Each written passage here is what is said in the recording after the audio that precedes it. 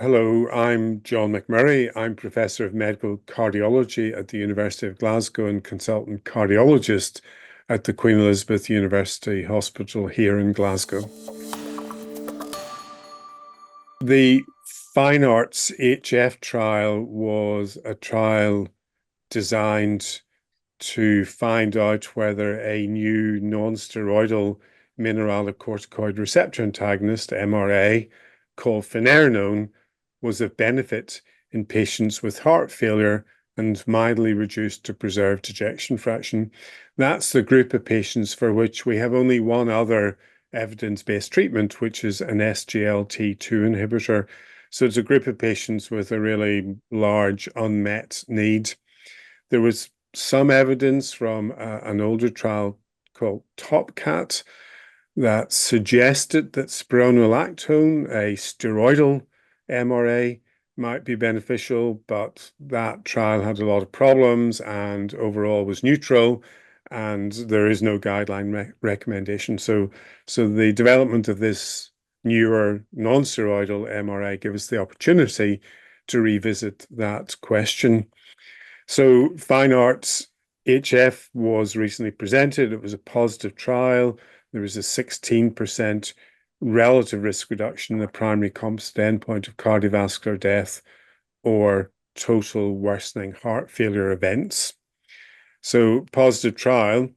The analyses we're presenting at EASD are looking at the patients who didn't have diabetes in this trial because the only large previous trials with finerenone were in patients with type 2 diabetes and chronic kidney disease in the Fidelio and Figaro trials. So in our population of just over 6,000 patients, about half of them didn't have diabetes. So we were able to look at the effect of finerenone in people with diabetes, people without diabetes. And then the other thing that we wanted to do was to look at the development of new diabetes in those participants who didn't have diabetes at baseline. And that was of particular interest because spironolactone, classic steroidal MRA, has in several studies been associated with glucose intolerance and dysglycemia. So, of course, we wanted to know whether we would see this with this novel agent that, in theory, should have a better tolerability profile. So that was the sort of background to the study. In fine arts, we enrolled 6,001 patients, randomized to placebo or finerenone on a background of usual therapy. The patients had heart failure and mildly reduced or preserved ejection fraction, in other words, an ejection fraction of 40% or above. To be eligible for the trial, they had to have typical symptoms of heart failure, to have elevated natriuretic peptide levels, so indicating that there was cardiac dysfunction. We also required them to have structural heart disease, meaning either left ventricular hypertrophy or left atrial enlargement. Those are very standard inclusion criteria for a heart failure trial of this type.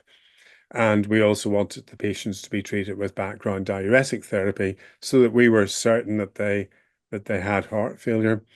We had a number of exclusion criteria. Probably the most important were an EGFR of less than 25 mils per minute per 1.73 meters squared and a potassium of below 5 millimoles per liter. Patients were randomized to finerenone or placebo. Finerenone was administered in 2 dose regimens. So for patients with an EGFR of 60 mils per minute or above, we started with 20 milligrams and could up titrate to 40 milligrams. That's a dose that hasn't been used before in any large trial. In patients with an EGFR below 60, we started with 10 milligrams and could increase to a target dose of 20 milligrams. The median follow-up was 32 months, and the primary endpoint was cardiovascular death or total worsening heart failure event. So that's a slightly different endpoint than the conventional time to first event endpoint. We looked at not just first worsening heart failure events, but also second, third, fourth, and so on. So we looked at total worsening heart failure events plus cardiovascular death. And of course, the patients were what you would expect. They were a bit older. So the average age was about 72 years of age. Many more women proportionately than in HEF-REF trials, reduced ejection fraction trials. So we had about 45% women, and about 40% of the patients had type 2 diabetes at baseline. So I'll start with the findings in patients with and without type 2 diabetes at baseline. So this particular drug really not been studied in a large number of people without type 2 diabetes before. So I'm pleased to say that we found entirely consistent benefits in those with and without type 2 diabetes. Now, of course, patients with type 2 diabetes had a much higher event rate, and therefore the similar relative risk reduction in those individuals was associated with a much larger absolute risk reduction. But the relative risk reduction with finerenone compared to placebo was identical in patients without type 2 diabetes as well. So this is a treatment that works in patients with heart failure and mildly reduced and preserved ejection fraction, irrespective of whether or not they've got type 2 diabetes at baseline. We did a further breakdown of those patients, and we looked not just at diabetes versus no diabetes, but we looked at patients with normoglycemia, patients with pre-diabetes, and patients with established diabetes, and again found a completely consistent benefit. And indeed, if we looked at hemoglobin A1C levels at baseline as a continuous measured, did a spline analysis, the treatment effect was entirely consistent across the range of hemoglobin A1C at baseline. And there was no change overall in hemoglobin A1C with finerenone compared to placebo. So we have also done a second analysis, which I mentioned earlier, which was to look at those individuals without diabetes at baseline and to look at new onset incident diabetes. So of those who didn't have diabetes at baseline, what was the effect of finerenone on the risk of developing new diabetes? And we could define that in a number of different ways. We could define it just based on hemoglobin A1C, crossing the conventional threshold for diagnosis. We could define it looking at increase in hemoglobin A1C to above 6.5, or to looking at the addition of or the initiation of new glucose-lowering therapy, and so on.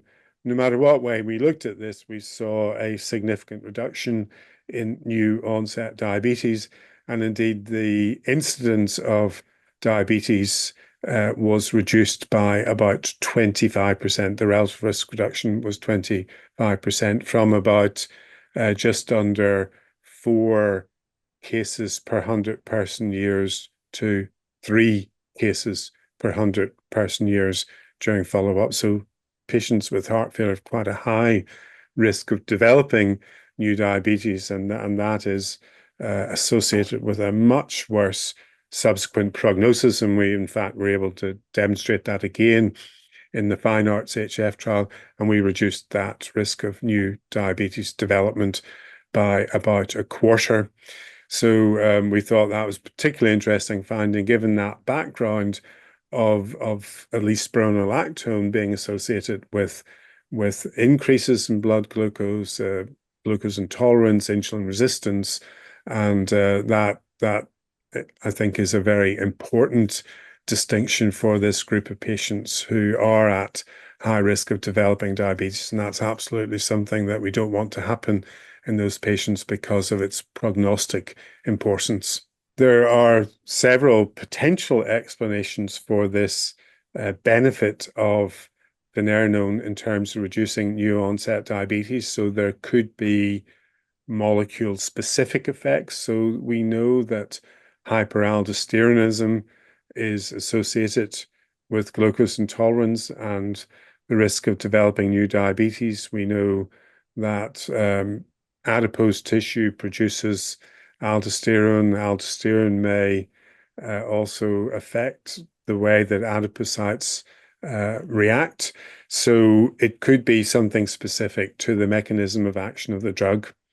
On the other hand, it could reflect the beneficial effects of the drug on worsening heart failure. So we saw a reduction in worsening heart failure events. And we know from other studies that as heart failure progresses, as people become sicker, they may become more insulin resistant. Or, of course, it could be due to both of those things, or another mechanism that's maybe a bit more speculative. So, for example, there is some evidence that finerenone is associated with an anti-inflammatory effect, and that, of course, might also protect against the development of glucose intolerance and new diabetes. Well, I think there are probably, in my mind at least, two big take-home messages. So the first and most important, speaking as a cardiologist, is that we now have a second evidence-based treatment for this very large neglected group of patients. This is becoming the most common type of heart failure. This is the type of heart failure associated with aging. And as our population ages, this is the type of heart failure that is really increasing in prevalence. This is the type of heart failure that affects women relatively much more than the other type of heart failure. And is a type of heart failure that literally until the past couple of years, we had no treatment for.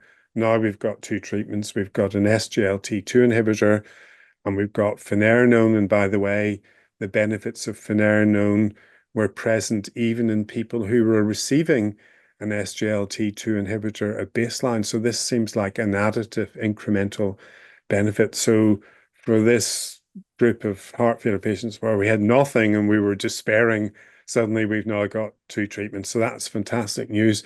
And then I think this finding about diabetes is very, very interesting, because I would obviously like to give my patients any treatment that would reduce the risk of developing diabetes. And again, this is a type of heart failure that is particularly associated with risk of diabetes. These patients are often considerably overweight and therefore have a very high instance of pre-diabetes and diabetes. So anything that we can do to delay or prevent new onset diabetes is important. So I think for this group of patients, this is a wonderful bit of new medical information.